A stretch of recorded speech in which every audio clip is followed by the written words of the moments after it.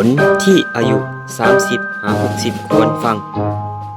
ผ่านกับวิดีโอนี้เพราะมันสำคัญหลายกับข้อทิปติดท็อปในการปรับ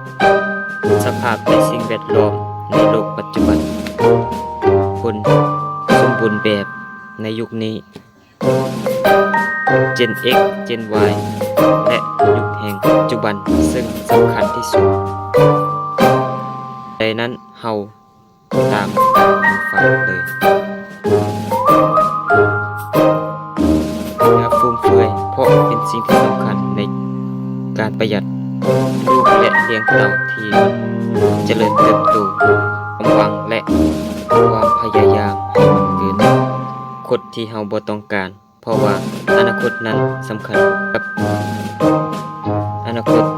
ที่เฮาต้องลงมือ3เวียกที่บ่มักเฮ็ดในการเฮ็ดเวียกนั้นสำคัญที่เฮามักเฮ็ดที่สุดและโฟกัสเอาหมู่คู่ที่เฮาต้องคอยปลอบใจที่สุดนี่บ่จำเป็นจะต้องมีหมู่คู่หลายเพราะว่า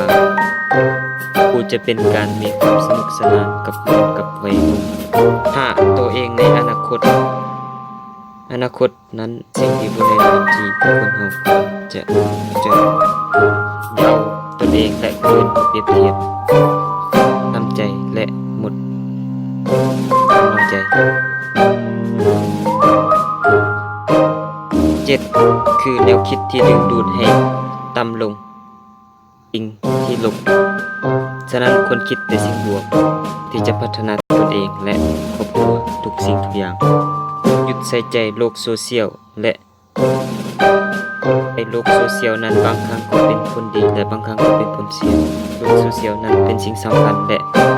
เป็นสิ่งที่บ่สำคัญติดใส่ใจและอย่าบางครั้งกับโลกโซเชียลเกินไปเลิกตามกระแสของใหม่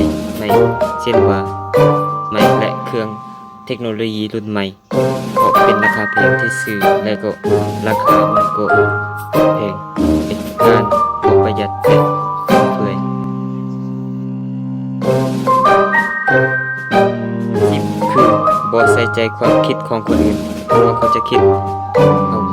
ก็ตามคิดบวกหรือคิดลบเขาคิดแบบนั้นก็แสดงว่าความคิดของเขาลำบากเก็บมาใส่ใจของตนบากใจอีกต่อไป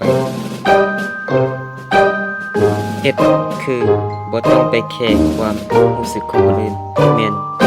ความคิดของเขาสิ้นรู้สึกของคนดีเท่านั้นเขาอาจจะมีเหตุผลฉะนั้นควรคิดอย่างมีเหตุผล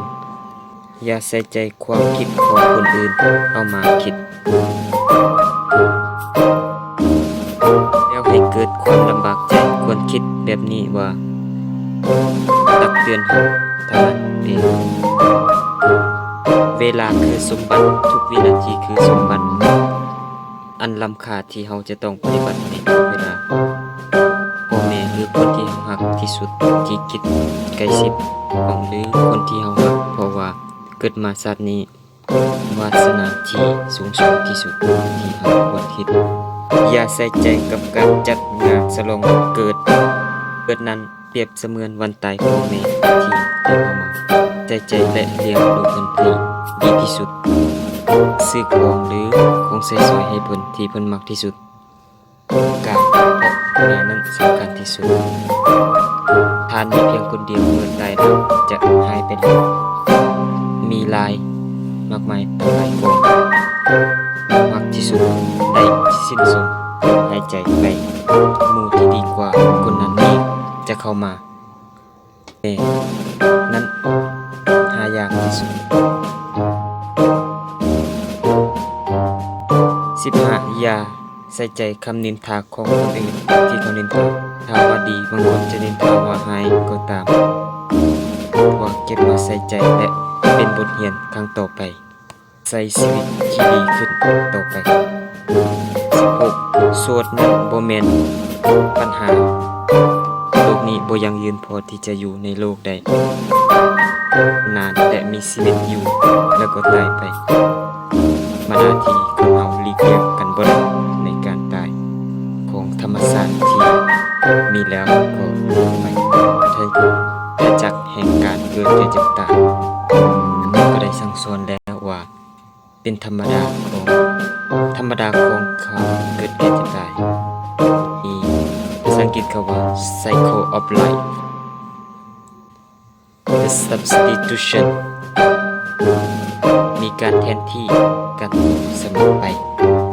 แม้นปัญหาระดับโลกที่เราควรเก็บมาคิดเพิ่งพาตนเองนั้นดีที่สุดที่เพิ่นได้บอกอัตหิอัตโนนาโถตนและเป็นที่พึ่งของตนเพิ่งอื่นอีกบ่ได้อีกแล้ว